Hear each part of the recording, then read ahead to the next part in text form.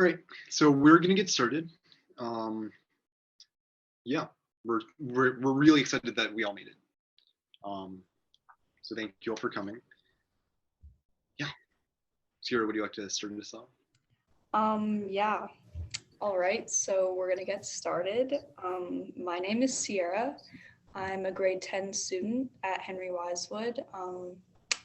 I just joined the Canadian Rockies Youth Network this year. I'm part of the creative team where we make infographics. We just make a lot of the creative aspects of the Canadian Rockies Youth Network. So Gray is also on the call. Please go ahead and introduce yourself. Hello, everyone. My name is Gray. I am a grade 11 student in Henry Wisewood and the CT Center here in Calgary. I work as the grant and funding coordinator. So my whole job is to make sure that all our projects here in the Canadian Rockies Youth Network are properly funded. Yeah, and I'm super excited for our third pre-summit workshop on political literacy. My name is Sophia. I'm a grade 11 student who attends school in Calgary, and I am the current event coordinator for the Canadian Rocky Youth Network, and I started in September of 2022. Now I'll pass things off to Maya. Go ahead and introduce yourself, Maya. Hello, everybody. My name is Maya Carr. I'm a grade 12 student from Calgary. I joined the Canadian Rockies Youth Network in 2021 on this backpacking trip on the photo here, and I've been involved ever since. I am the current director of the Canadian Rockies Youth Network, meaning I help organize the workshops you're watching right now, as well as our upcoming summit that's happening March 9th to 12th in the Kananaskis. If you have any questions about that, feel free to contact us. Our email is canadianrockies.youthnetwork@gmail.com. To begin, I'd like to acknowledge the land I am on today, because as we move forward with taking action on truth and reconciliation, it is important to consider the past, present, and future Indigenous people that have been on this land for thousands of years. I'm calling in from Mohkinstsis on traditional Treaty 7 territory. Treaty 7 is home to the people of the Blackfoot Confederacy, which consists of the Siksika, Kainai, Piikani, as well as the Stoney Nakoda people, including the Chiniki, Bearspaw, and Good Stoney First Nations, the Tsuut'ina Nation, and Métis Nation of Alberta Region 3. Today, Southern Alberta is home to Indigenous people that come from all over North America. Like some of you on the call today, I have spent all 15 years of my life living in Mohkinstsis, also known as Calgary, Alberta. I've been fortunate enough to grow up on this noteworthy piece of land, which has ultimately allowed me to go camping, skiing, swimming, and much more. As someone who appreciates and acknowledges all that Mohkinstsis has done for me, it is my responsibility to respect this land and hopefully preserve it for many generations to come. As I'm sure many of you have noticed, land acknowledgements and discussions around truth and reconciliation have become far more frequent. The Canadian Rockies Youth Network aims to take action on truth and reconciliation, which we will do at our upcoming March 2023 Youth Summit. I'll pass things back to Sierra to dive into what CRIN does and why we are gathered here on this Zoom call today. Thank you, Gray. So if you don't already know, CRIN, which stands for the Canadian Rockies Youth Network, is an entirely youth-driven initiative. We've been around since 2019, and our goal is to engage youth across Alberta and BC on topics such as wildlife conservation, tourism, reconciliation, watersheds, land management, and environmental policy. Environmental policy is our main focus for this workshop. We're going to get you all thinking about youth in policy and your thoughts on the topic. To do this, we are now going to do our Mentimeter activity. On the screen here is a QR code that will take you directly to Mentimeter. Just give it a scan on your phone camera. You can also Google Mentimeter and enter the code on your screen there. So for now, I'll give everyone a moment to log in. All right, we are going to get started. Okay.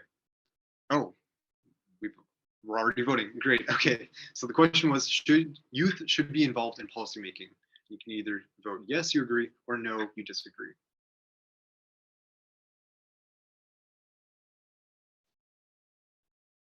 Great. So now the next question is, there's power in youth voice. So you can either strongly agree or strongly disagree, and anywhere in between.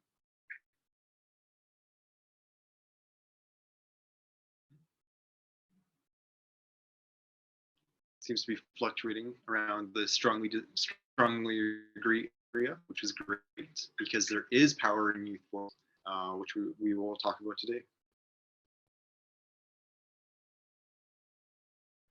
Great. There's power in my voice. Now you can either strongly agree or strongly disagree again.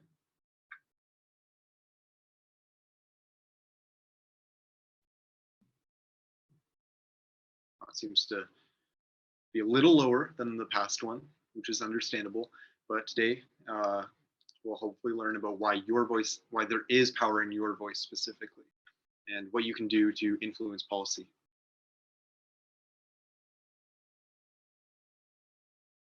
It's around the 3.9 range versus the 4.5. It's not too bad, not too bad. I know how to get involved in political action. Now you can either, again, strongly agree or strongly disagree. Oh.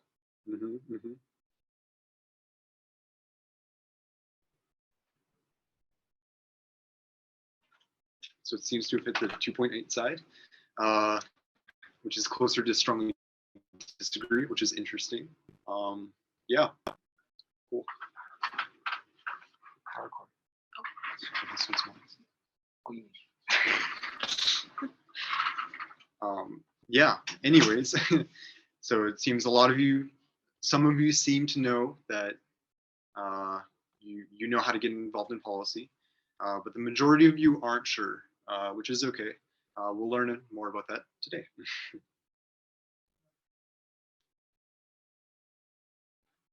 I feel comfortable getting involved in political action. Again, strongly disagree, strongly agree. We'll see how you all feel.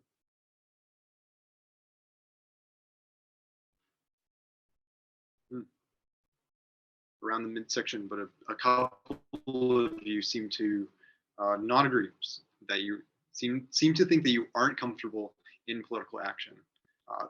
That's probably because you don't know how. So we'll talk more about that today and hopefully get you on the strongly agree side. It's around 2.4. The next question is, what is the first things that come to mind when you think of the outdoors? Like activities, memories, people, smell, place, any of this one. So we have clouds, grass, and flowers up. Any other words that come to mind? The sun, that's a big one. Oh yeah, ants, so bugs. Childhood, yes, sure. Hikes, for sure. House, active, yeah. Wide open spaces, for sure. Cicadas, that's a new one. All right. Happy, yes. Beauty, for sure. Mosquitoes, yeah, gotta deal with mosquitoes. Home, yes, that's a good one. There are more on here. Freedom, that's a big one too. Mountains, for sure. Yes. Yeah, those are some great words. Yeah. Yeah, that's what we're going to protect with our political advocacy.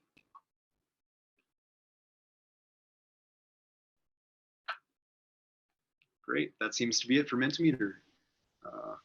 Great job, everyone. Thank you for participating.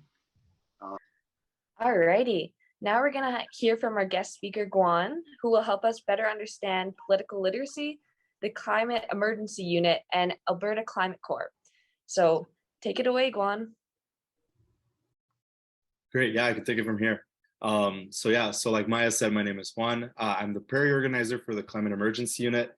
And so what that means is that I am not only doing some grassroots organizing work with people across the prairies, particularly Alberta and Saskatchewan, but I'm also doing a lot of that work to push onto decision makers and politicians to really act through an emergency framework.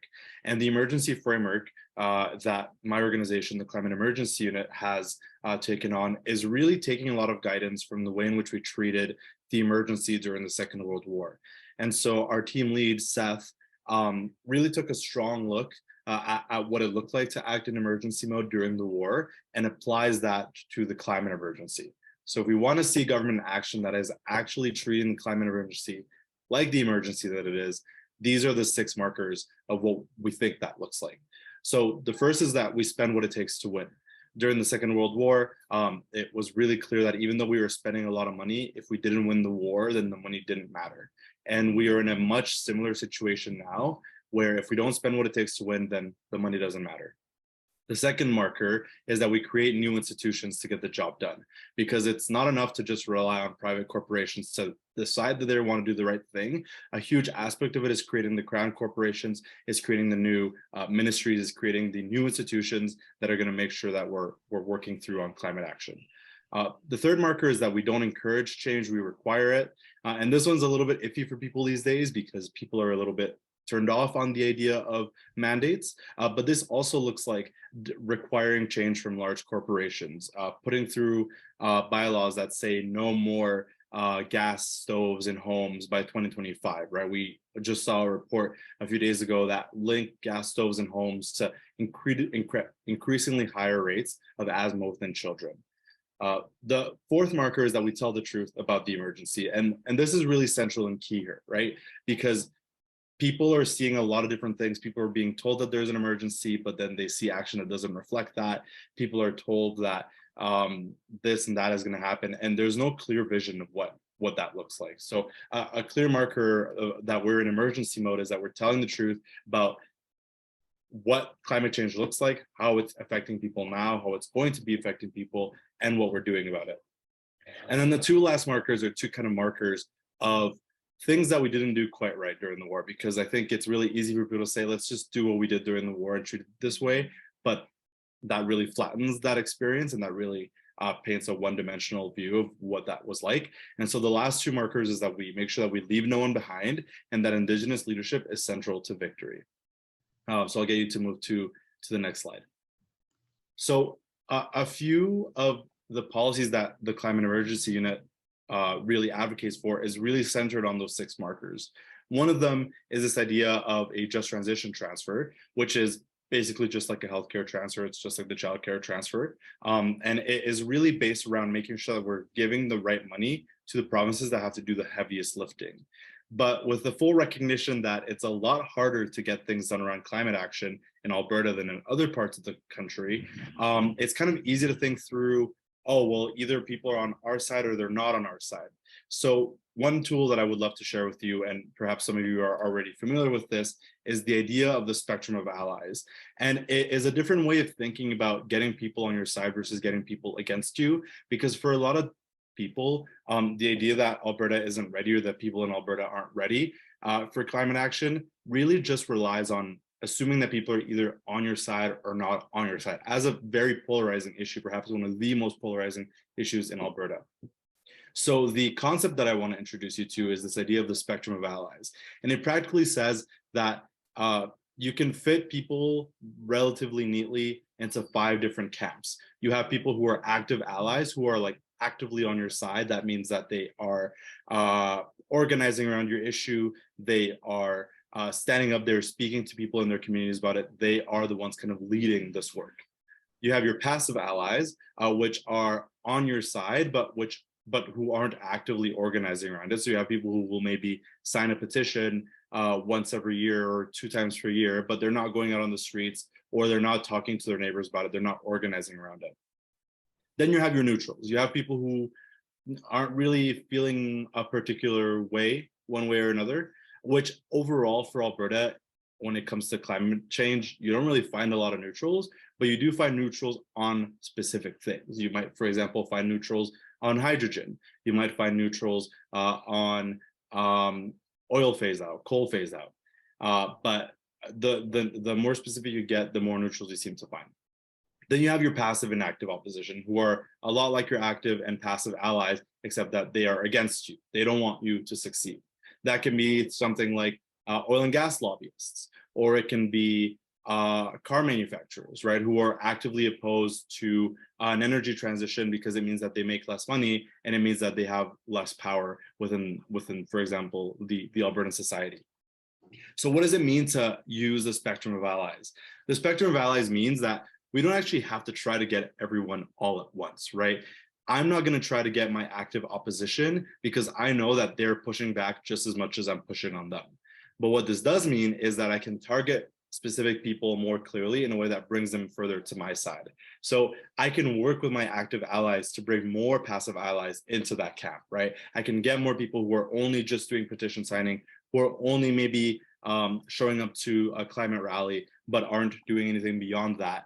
The goal with those passive allies is to bring them further into active allies. Same with the neutrals, right? We don't have to expect a neutral to be on the street making up the chance. If they want to get there, like, that's great, but it's a lot more realistic and a lot more possible and a lot easier to win if you can convince your neutrals to become your passive allies, more on your side. And maybe they're not going to be doing all these large things that you expect them to do, but that is still a win for you. And of course, you might try to move your passive opposition more into a neutral zone. So this is really an idea of thinking about how we think about change and how we think about activating power in the places around us, because we can put individuals in these spaces, but we can also put organizations, right? We can put, for example, your local church or your union local, right? If you have a union local that's neutral on a specific issue, then your idea would be to act on them to say, well, we want you to be supportive of us. Maybe you're not striking out in favor of this issue, but maybe you're allowing us to access your union hall to have meetings, and so on and so forth.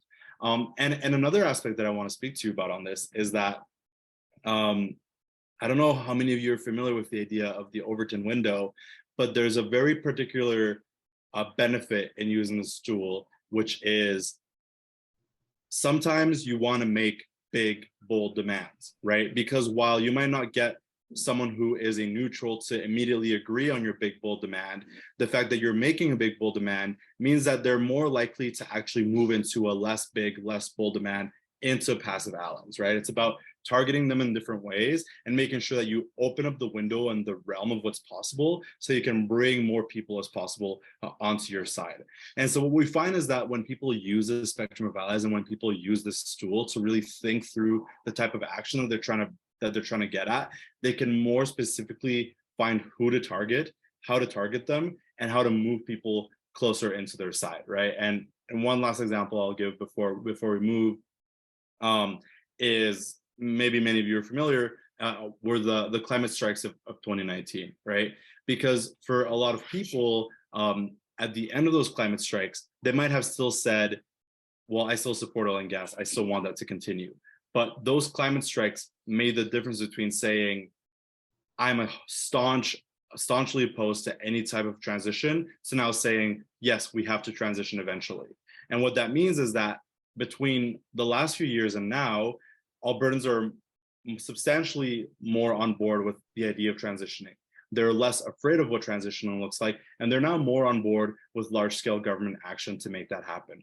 Obviously, there's a long way to go, but this does show us that the spectrum of allies has been successful, and it is really helpful to help us think about how we're moving people further towards climate action, further towards support for climate action, and how we can use campaigns successfully to do that.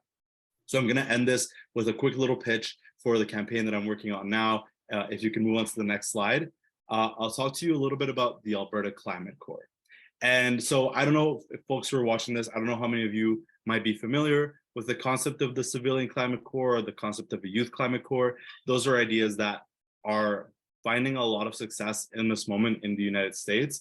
And the quick elevator pitch is practically that it's just a government program that's connecting thousands, if not hundreds of thousands of people to good climate work, whether that's work in retrofits, renewable energy, whether that's work in emergency response or working with communities to make them more climate resilient. A lot of Climate Corps programs are connecting people to good work that is meaningful, that is helping them tackle climate change, not just in methods of mitigating climate change, but also in adapting to a lot of the change that is to some degree locked in. And so what we're trying to do in Alberta is bring that type of program here. We want to see a massive government program that connects people to jobs wherever they might be, whether it be high level, whether it be Canmore, whether it be Tabor, right? Not just large cities, but also small towns that just as much need this type of work that allows people to stay in their community or that allows them to travel around the province. And what that would look like is that it would give good, thriving wages. It would give access to the type of job that allows you to be unionized with equitable access, right? There are some programs, for example, in British Columbia, where they are doing entire cohorts of just young women doing electrician work, which is a heavily male-dominated industry, right? So we can have those discussions about what the type of work looks like. We can also have a specific focus on Indigenous land rights, because we know that climate change is an issue of colonization. We know that Indigenous knowledge is central to getting us to fixing this problem. And we know that when we're talking about biodiversity, when we're talking about energy, when we're talking about infrastructure, that knowledge needs to be front and center in how we're getting the job done. And the last aspect of a climate core, and we're really pulling this again from the World War II analysis, is that a lot of people want this type of work.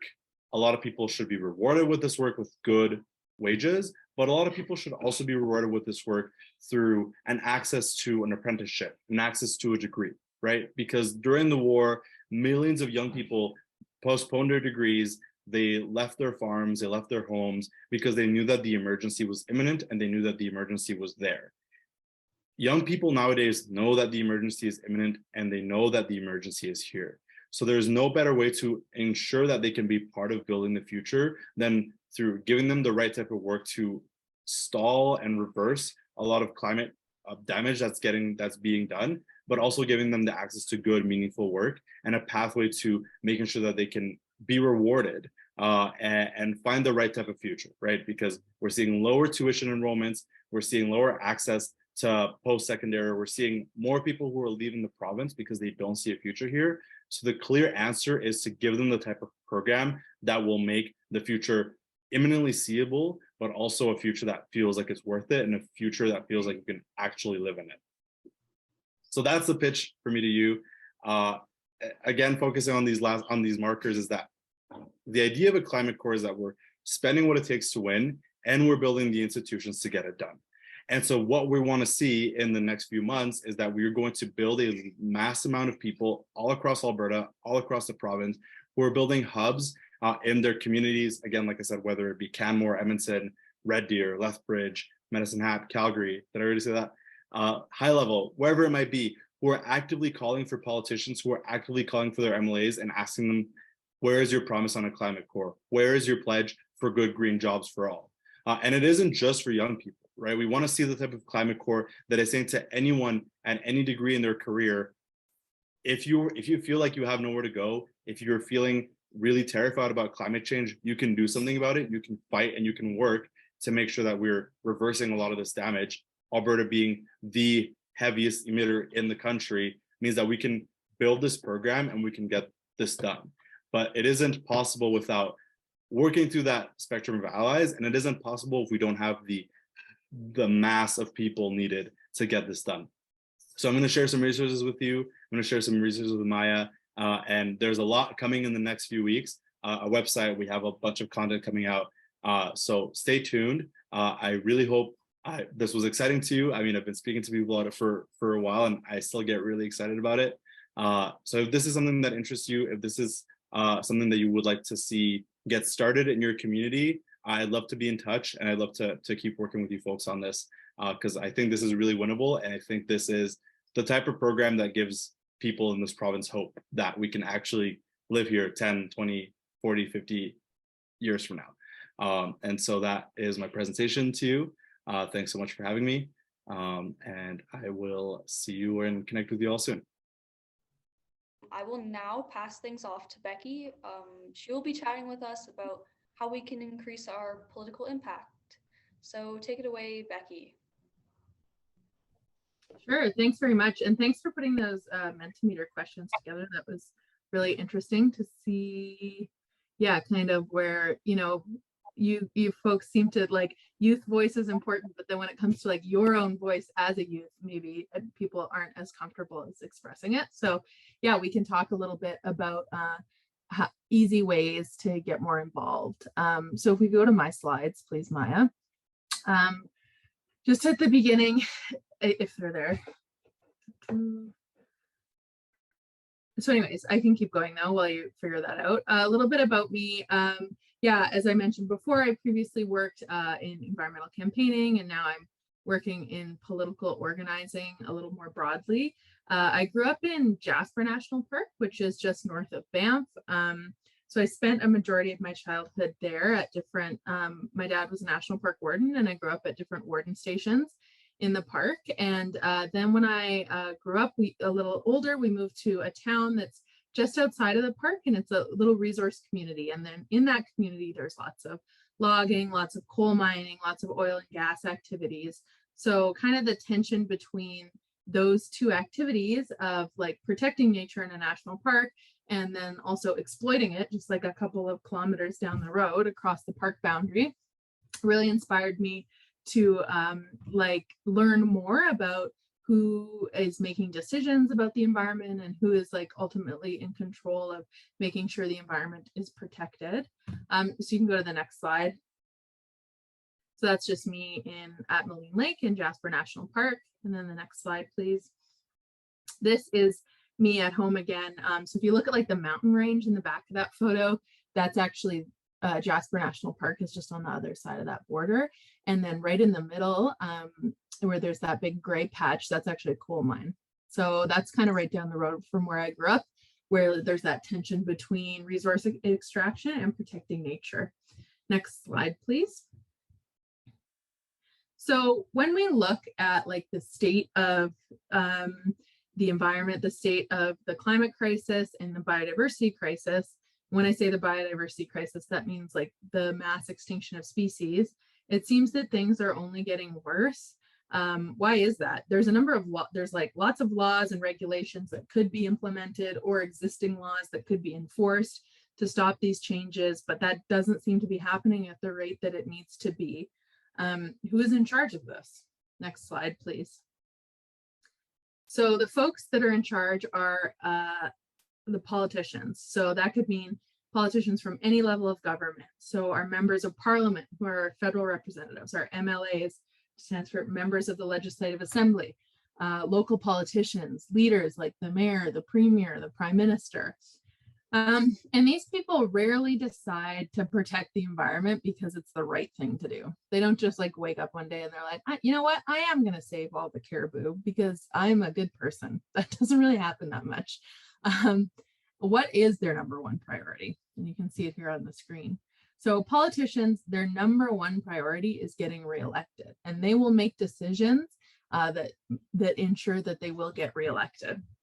So the key to making change, and this isn't just with environmental policy, but like anything, the key to making change with issues you care about is to convince these politicians that not addressing it will make them lose the next election. That's really what it boils down to. And of course, there's a number of different ways this is communicated to them, and that's what I'm going to talk about next. And this, I would like to say too, goes for any political party. Like, sure, it might be harder to convince some to protect the environment than others, but at the end of the day, what it all boils down to is every party and every politician has the goal of being reelected. If you threaten that goal, they will shift their opinion on any policy area. Next slide, please. So I had a question here, but we can just reflect on this internally, and I'm sure probably a number of you have like some answers.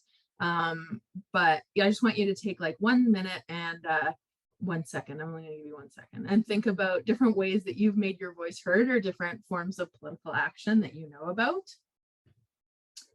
And then we're going to discuss those. Next slide, please.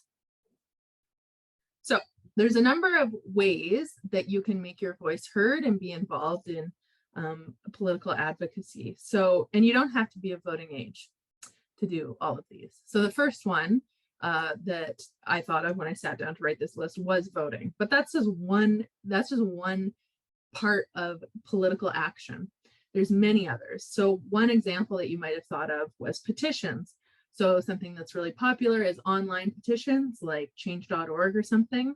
Online petitions are okay because they're not always like, the petition doesn't end up in the hands of the right person. Lots of them just live online and they just get shared on social media and they don't really go beyond that.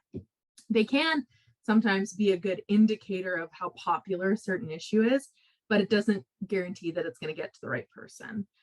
The second type, there's another type of petition, hard copy petition. So that's something like a member of parliament or a member of the legislative assembly.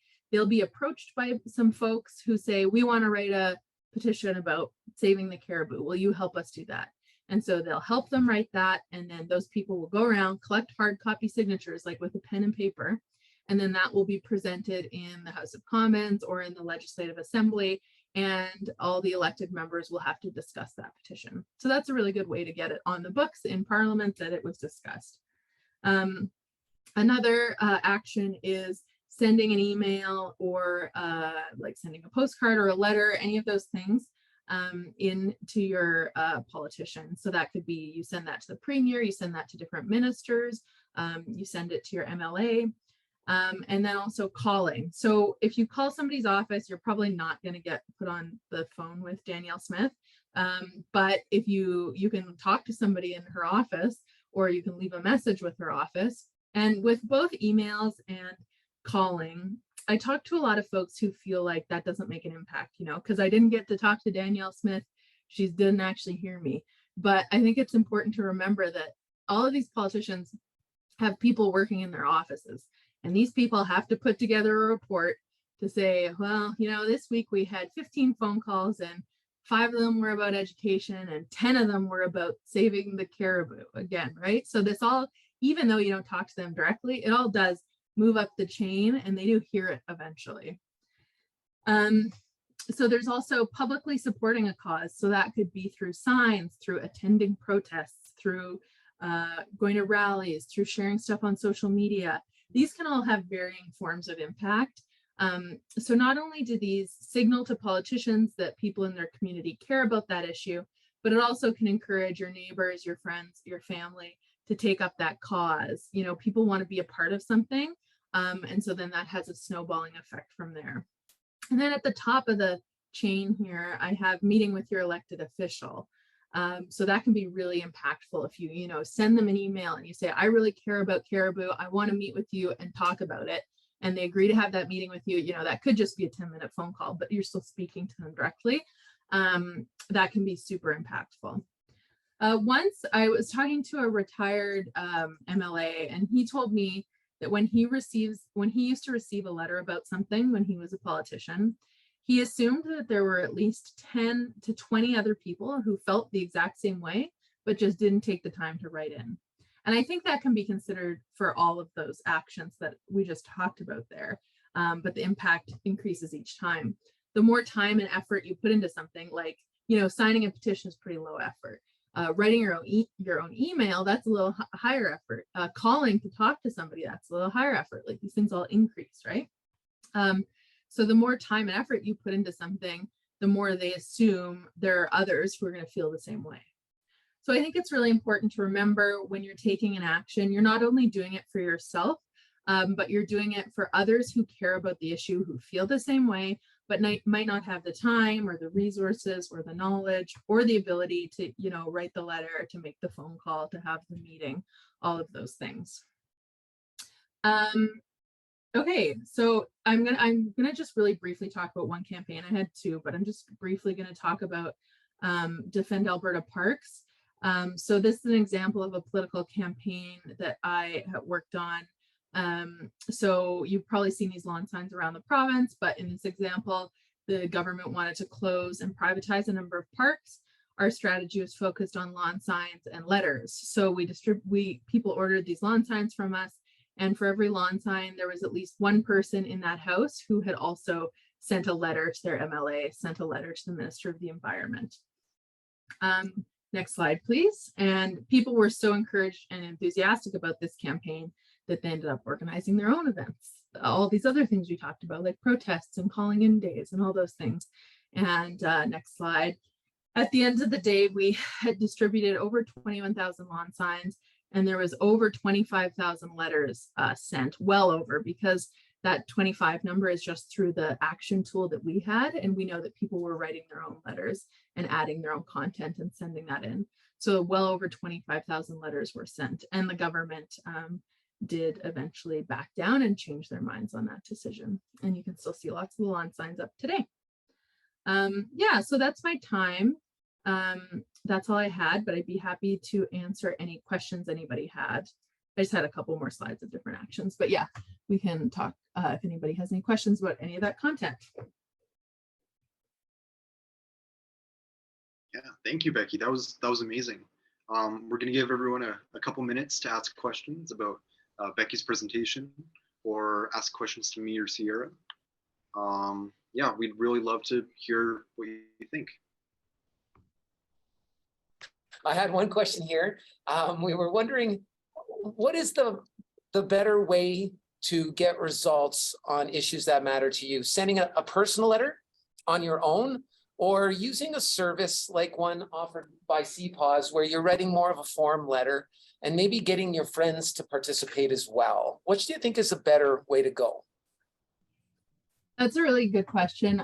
I think that it depends on your situation, right? Like, I know there's, like I said, there's a lot of people who like care about certain issues, but sitting down and writing a letter is like, seems really monumental and seems like something that they can't do. So I would say if that's your situation, like, don't feel bad. Sending a form letter is really impactful. And if you get like 10 other people to send it, that is impactful too. A personalized letter would always be a little more, I think the politician sees that you have written that and taken time. But I would say, don't let, what's the expression? Don't let the good, what is that expression? Don't let perfect be enemy of the good. So like, if that's all you have time for is to send the form letter, that's totally great. Another thing I would add is a lot of folks I talk to feel like, oh, I can't write a letter to my MLA because I'm not an expert on XYZ issue. Well, let me tell you, they are not an expert on that issue either. Do not let that intimidate you. Like, you have your opinions about that issue. You don't have to be a scientist. You don't have to be a subject matter expert to communicate with them, because they certainly are not either. So don't let like that fear of perfection get in the way of just reaching out and telling them how you feel. Yeah, that's actually really good advice. Really good advice. Other questions? What are some other questions you might have about taking political action on issues that matter to you? What do you think? Lachlan? I guess, how much money does it cost to fund? Okay, how much money does it cost? Yeah. Kurt, Okay. could you just repeat that question? Okay, sorry. How much money and investment of time does it take to really make change at the political level? Like, I know that there's a lot of students that feel that they want to see action taken on issues that matter to them, but I think the scale of the issue is an intimidating thing. You've been working at lobbying and at campaigning for a number of years now. What are some of the things that we can do to get a lot of bang for our buck when taking this kind of action? Totally. That's a great question too. I mean, it totally depends. Like, you know, for Defend Alberta Parks, we had very little money to start that campaign. Very, very little money, like $5,000 to start that. And then when you look at like big political campaigns in the US, that's like millions and millions of dollars, right? So I think there are lots of things we can do for free. Social media is free.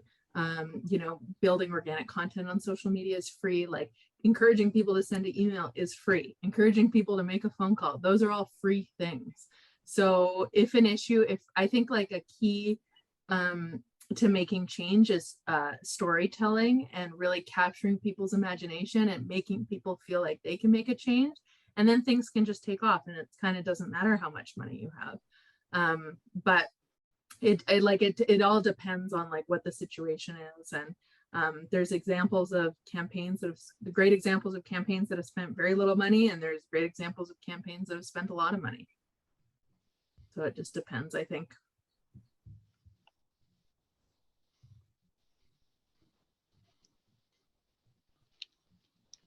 Well, if nobody has any more They questions. might have one more. I don't know. Yeah, sorry, Yeah. I'm kind of editing a little bit.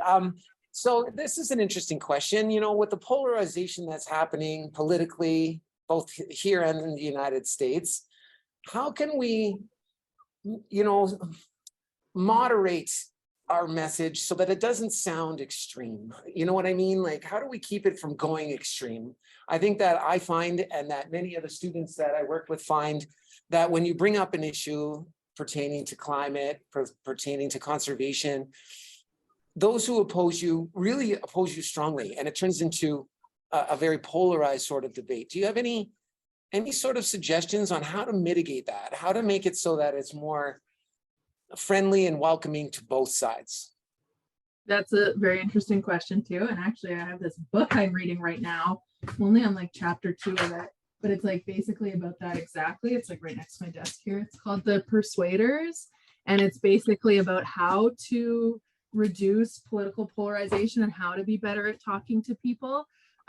So maybe I'll finish that book and then we can like talk about that more. But I do think that, you know, there are some issues. Okay, I'd like to say that there's issues like Defend Alberta Parks did transcend partisan politics. There were people who voted for all parties who felt strongly about that. And that's really key, is you can't just like expect one political party to save you. You have to make sure that like all types of voters feel the same way about your issue. And then I would add that, you know, once they saw that conservative voters supported Defend Alberta Parks, they then tried to make it polarized. And that was totally in bad faith. And, you know, they were saying that this is NDP propaganda when it wasn't. It wasn't associated with the NDP at all. And so they were trying to create polarization out of bad faith. But I think there were conservative voters hearing that message and being like, I don't vote NDP and I care about parks, right? And so that just didn't resonate at all with a lot of people. And that kind of just fell flat. I do agree it's a bigger issue when it comes to climate. And I think those messages have been so entrenched over like a couple of decades now in Alberta about, if you feel one way about climate, you're this type of person. And I don't think that's necessarily true, but I do think the climate here is pretty hostile and people feel scared of contradicting that. But I'd recommend or listening, there's a good like 20-minute podcast that's like a summary of that book that I mentioned. It's on CBC Front Burner. It was a couple weeks ago and the author was being interviewed talking about political polarization, and it was really, really digestible and easy to understand. And I would recommend that you listen to that or read the book.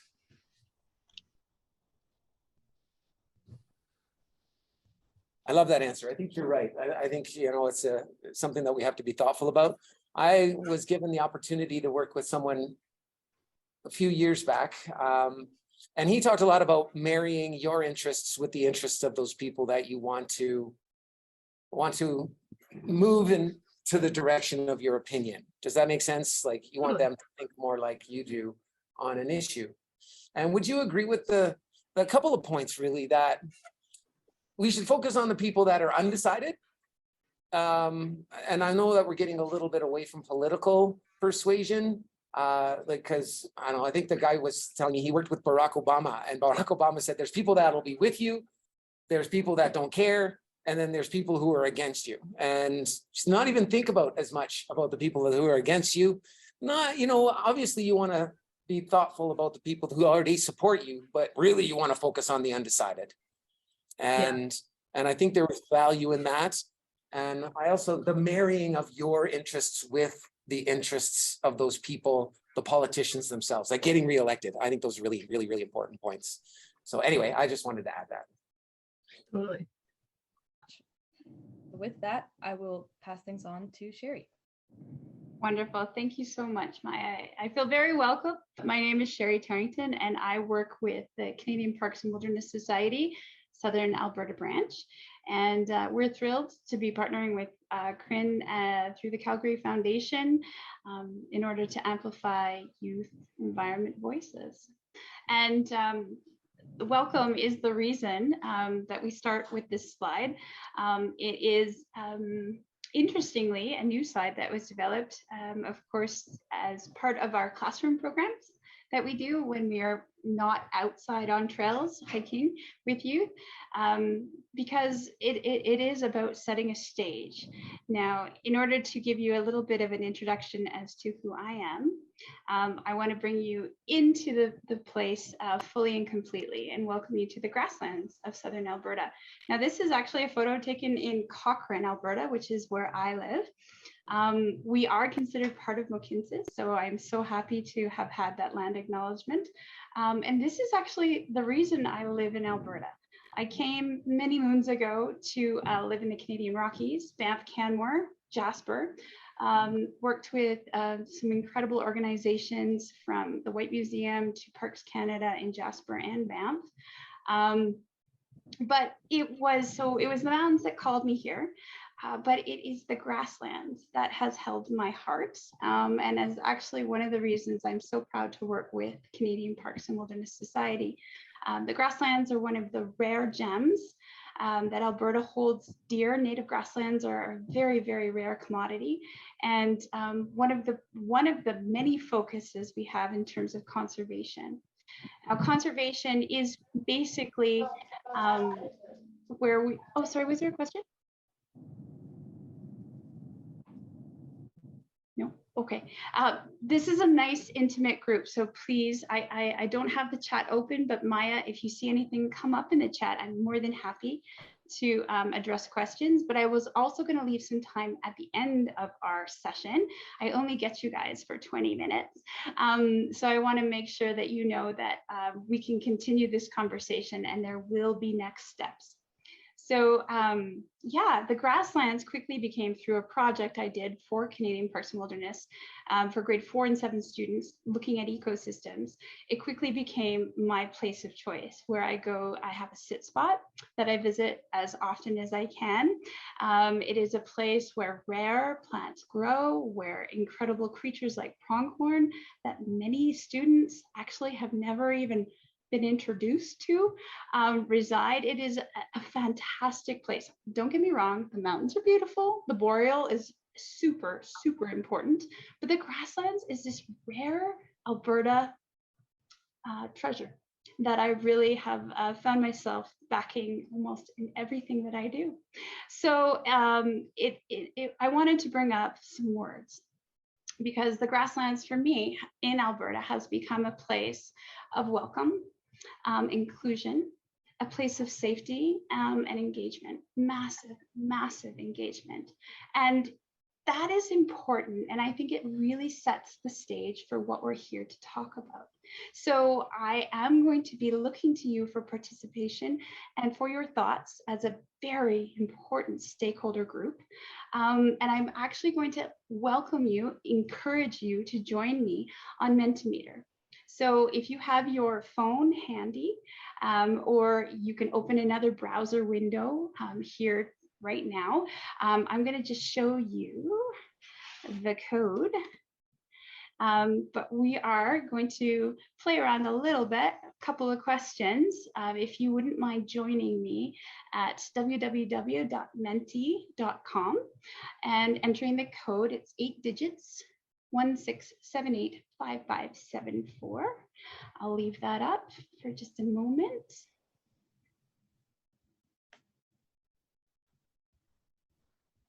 And we'll see how everybody has found their way, because I'm going to go to our first question. So growing from these 4 very important words, I wanted to ask you all, welcome, included, safe, and engaged. Where does this place exist for you? So this is a word cloud. It will not be attached to any names, so you can feel free to just be yourself. And yeah, let us know what places in your world, hopefully there's several, maybe just one special place where you feel welcome, included, safe, engaged. It could be just one of the 4 words. It doesn't have to be all 4 together, but I'm very curious to know. And I see some answers coming up. Sherry, do you mind just sharing that code one more time, please? Absolutely. It is 16785574. Thank you. Oh, some beautiful words coming up. The ocean, nature in general, Europe, awesome. Home, that's an important word. Thank you for bringing that. Bookstores, love it, love it. School, I'm so happy to see that word show up because that is a major place of where students live, right? That's almost, you could consider that your workplace. Environmental community, that's gorgeous. You are a group that's connected already through your organization of the Canadian Rockies Youth Network. Howell, of course, another environmental community. Beautiful. I am so thrilled to see the word nature growing bigger, because that of course means that not just one, but several of you find home, nature as a place where you feel engaged, welcome, and included. And that is exactly where CPAWS likes to place ourselves when it comes to the world of eco-justice, a place where we define nature as a place where everyone, well, actually, I almost got ahead of myself, eco-justice. So if going from that word cloud, knowing what I've stated in terms of our core definition for what eco-justice came from so many of your words, how would you, in your own words, describe eco-justice? So again, this is a word cloud that's completely anonymous. Just curious to know, eco-justice is, in your words, what? And it can be simple and it can be elaborate, whatever you'd like to give us.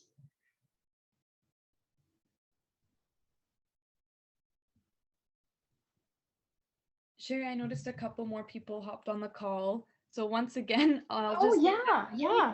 and I'll put it in the chat for everybody this Oh, time. thank you, Maya. That'd be great. I'll just bring this up. Oh, perfect. There we go. And so there's your invitation to the website. Your phone is usually the easiest way to participate with the code there, 16785574. We've talked a little bit about where you feel welcome, included, engaged, just in general. We had some beautiful answers like nature, the mountains, home, school, environmental communities. I'm sure we could go as far as Corinne and Howell to name two specifics. But now, oh, beautiful. So eco-justice is understanding, inclusion, equity, recognition of voices. Beautiful. Youth voices. Yes. It's the reason I'm here. Sacrifice. Ooh, giving back. I'd like to, I should join in, shouldn't I? I've got Mentimeter here open on my phone. So I just want to give you guys a second with that, because it is a big, right now, term of importance.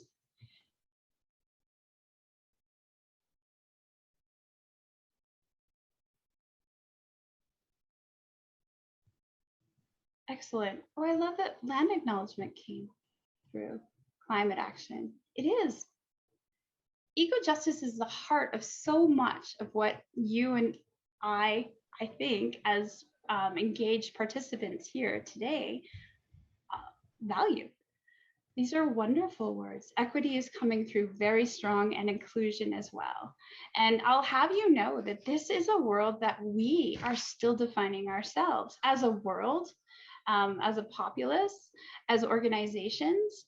Eco-justice is, I think, a new frontier that has been a long time coming to be jumped into, explored, and engaged. Adaptation.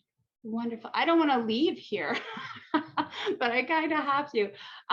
Nature's rights. Awesome. Well, I'm going to show you where we currently stand at CPAWS, and I want to offer it as our start. Like I said, we are an organization that lives across the country, but we are all working to define and bring to be eco-justice. So for us in the CPAWS Southern world, Southern Alberta world, we consider it eco-justice, is having the outside on the land in nature for all. Is that idea that in nature you can be your best you, your most authentic self, and that belongs to everyone. You don't have to climb mountains. You don't have to write books on conservation. Eco-justice is allowing the gifts of nature for wellness, strength, and sustenance be available for every human being. And it's amazing when you dive into how many barriers exist to allow this gift to reach everybody that it should. And that is our focus, and that is our way forward. And so when it comes to our journey at CPAWS, as I mentioned, Canadian Parks and Wilderness Society, we are embarking on creating something that will engage, that will encourage, that will provide community, very much along the same prospects as Howl and Kryn. So CPAWS, 13 chapters from sea to sea to sea. We began in the 1960s and have blossomed across the country. We look at conservation, but we also are very, very invested in education. That's the group I get to work with. And we believe that without education, conservation doesn't go forward. And we believe quite strongly that without eco-justice, neither education or conservation is able to flourish. So we'd like to introduce you to Changemakers. Changemakers is a concept. It is a place, but most of all, it is a community, and it is a starting point. And so I'm here recognizing that we are brand new, fresh-faced, diving into the world of eco-justice and bringing it to Southern Alberta and Canada and the world, just as you are working with your focuses and campaigns. We are looking to learn, and that is why we're so excited to be here tonight. And I just wanted to introduce to you where we've gone so far. At the moment, Changemakers is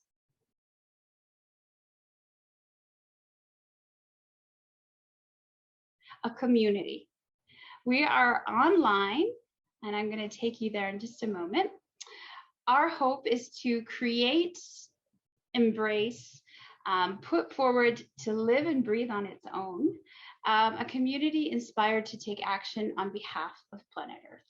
So it's a big idea, and we really want to be clear that we don't want it to be CPAWS Changemakers. We want it to be a community of multi-organizations, multi-individuals, multi-perspectives. So allow me to show you where we've begun. I'm just gonna share my screen and do a little jumping. So if you were to jump into wearechangemakers.ca, you would land here. And you would be welcomed by, so you want to change the world, which honestly, isn't it why we're all here? We want to make the place a better place. We want to make this planet last for the next 7 generations.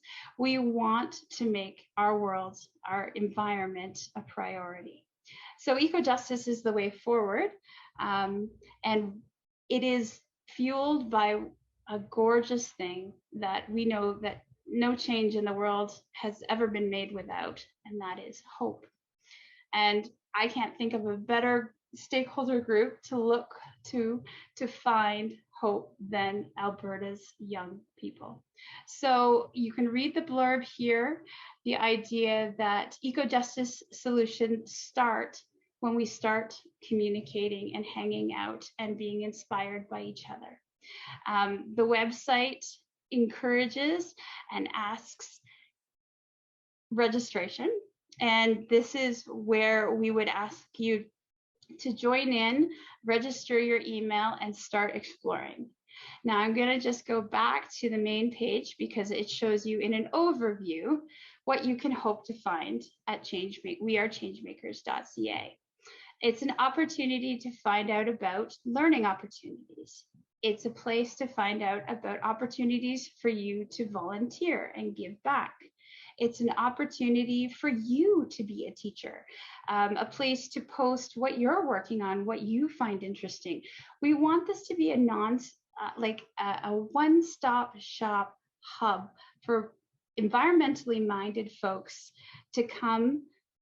We want everybody. I mean, environmentally minded, join us. If you're new to that crusade, then all are welcome. And that is where we're looking to you. We want to make sure that this is a place where barriers don't exist, where people of all backgrounds will find comfort and inspiration and action, because we all know that hope is made possible. Action is hope fueled, but taking action is where change happens. So the benefits of joining Changemakers: exclusive learning opportunities, an incredible community. I mean, look at all the folks right here, right now. Fun events. We're actually hoping that by registering to get you guys involved, we're going to start advertising our opportunities that we're going to be working with you on Changemakers. So we actually have a citizen science program coming up in March, and we're really hoping to make it live and breathe through offering it through the Changemakers network. So we want to hear from you. Social connection, of course, and we're going to have some incentives. That is still under development. Like I said, this is our start, and you are an important stakeholder that we want to dive into. So coming back to my main slides, in terms of where we're going next, we want you to make yourself at home. We invite each one of you to register at wearechangemakers.ca and tell us, because in terms of next steps, we believe it's you. By logging in, registering, and joining us next week at 5:15, we're hoping to do a deep dive into what makes this place, this community opportunity, inclusive, welcoming, safe, all those wonderful words we talked about that you find in nature, the mountains, school, I find in the grasslands. We want and hope to create this in wearechangemakers.ca. This is our first foray into making eco-justice something tangible and something inclusive from a CPWI's point of view. But as I said, it only sings if we involve the world. So we're dreaming big. And we're hoping that next week we can meet here. Maya's going to be sending out an invitation with the 2 questions. We're only going to dive into 2 questions, but we want to have you on mic. We want to have your opinions. We want to know other places that you've been to that inspired you. Maybe there are other avenues or websites or communities, in person, virtual, that you're finding environmental goodness. We want to know why, how, and how we can emulate that at wearechangemakers.ca. So tonight I'm here with the teaser, with the invitation, hoping that you'll come back and hang out with me and others from CRIN and Howell, and dive into truly what makes what will make, not does, but will make Changemakers a place for you. So yeah, that's kind of where I wanted to leave it tonight. I realize we've got about 5 minutes, and I just wanted to encourage you to visit the website. I can place the links in the chat. Register, but most of all, the invitation exists right now, and we will have some fun prizes if you can join us next week at 5:15 via the link that the wonderful Maya will send out. So I'll go ahead and put those links in the chat if that's okay.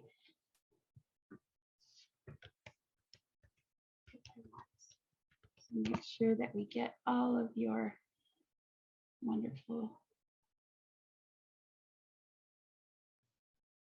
Yeah, and I'll say in the last 5 minutes here, please go ahead and take a look at Changemakers for yourself as well. If you have any questions for Sherry or me or Shauna about Howl or Corinne or Changemakers, just let us know if you have any questions as well. I did have one question for Sherry. Please. Does Changemakers do any in-person events, or is it mostly just online? Oh, we're hoping to get back in person. We're hoping that this is going to be, I mean, I hate to call it Facebook because Facebook already exists. We want it to be so much more hands-on, so much more in person. Because we all survived the pandemic, and it's time to meet again. We recognize that we need each other, and the environment needs us to meet each other. So it is a place for inspiration to see what others are doing out there, but it's also a place to meet like-minded folks, so that you can get out and do good together. We are better together. Absolutely. So we really hope that with your help and other stakeholders, we're reaching out to teachers, we're reaching out to newcomer, new to Calgary, new to Alberta, settlement groups. We're working with the LGBTQ community. We're looking to grow this Indigenous connections, knowledge holders, elders, to make this a place for, we want to know how to break down the barriers. So yeah, it's a big dream, and we're just at the beginning, and that's why this focus group will be, we're so excited to be involved with today, next week, and then at the summit in March, where we can do some more convos in person. How wonderful is that? That's amazing. Thank you. No, I'm so excited. Yay! I'm happy. I'm excited. You're excited. Yay! Any other questions? The opportunity to speak with folks of your heart and caliber is a joy for me.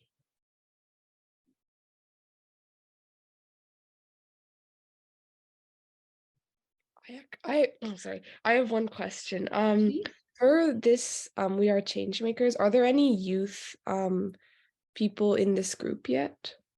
Well, that's just the thing. We're hoping to not have it be an ownership of one party. We recognize it takes a group or an organization to get the funding, write the grants in order to start it. And that's where we began. I should give you guys a little bit of history.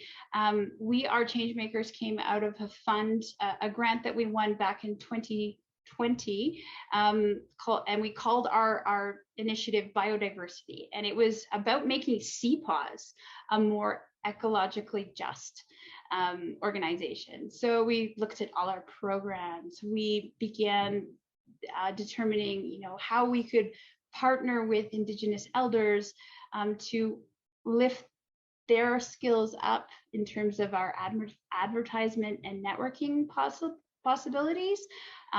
Very, very successful. So it was, Changemakers was this idea to take it steps forward, but we don't want it to be CPAWS branded, because then it's just one mindset, and we don't want to close the doors to anyone. Everybody loves CPAWs, we know that, but that's not the point. We want to involve, you know, voices that haven't been heard. We want to give steps up. We want to know the barriers, really, because perspectives, sometimes you don't know the blinders you have on until you meet somebody who points them out. We are here to learn. So the idea of having youth voices, we're really hoping that, you know, Howell and CRIN and other environmental youth groups will see this as an opportunity to broadcast their good messages, their inclusive invitations. So to answer your question, not yet, but that is the entire plan, is to get all voices backing this idea. Okay, thank you. No problem. Thanks for the great question. I have a question, if you don't mind. Please. So since Changemakers is heavily centered on incorporating different backgrounds and people, understanding different communities value their environment differently, how would Changemakers aim to find the common ground between this? Well, we're really hoping that, you know, it's idealistic, that everybody will be able to use this as a ground with which to educate and broadcast their perspectives. Of course, there will be rules of, you know, kindness, welcome, encouragement. This is not a place for trolls. We want folks to feel safe, and that's what we really look. That's where these focus groups are crucial, because we need to know. I come from a particular background. I have my own insecurities about things that I like to share, and I want to know. I have questions about how best to go forward sharing my ideals on something like this. So it is a work in process, and it is something that, you know, if you're not feeling comfortable, you know, maybe broadcasting on our community calendar, that you'll get in touch with CPAWs initially, hoping to create a bigger organization. Like things like the Alpine Club of Canada were born out of Parks Canada, a federal initiative, and they grew up and now they are their own thing. Our hope is the funding, the encouragement comes from a CPAWS start, but that it lives its own life and is led by different perspectives. So how we do that, we are all ears. We are in the imagination, possibilities, going forward state. This is definitely a learning opportunity for us and for the entire concept.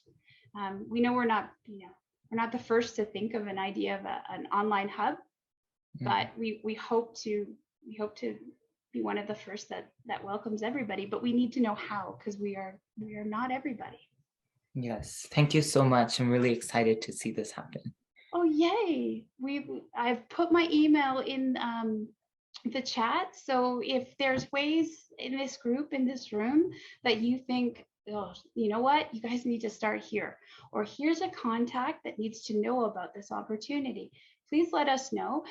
We are going to be talking in greater detail next week, which is thrilling for me. And again, in person at the summit in March, thanks to the inclusion by Maya and her group. Thank you. Yay. Thank you. Thanks again, everyone. We really enjoyed having all of you on the call. On the screen is going to be our email, Instagram, and our website. If you'd like to ask us any questions, don't hesitate to reach out.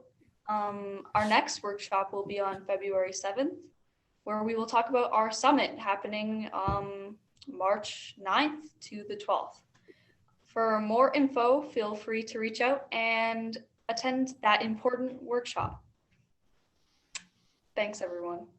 Thank you. Have a great day.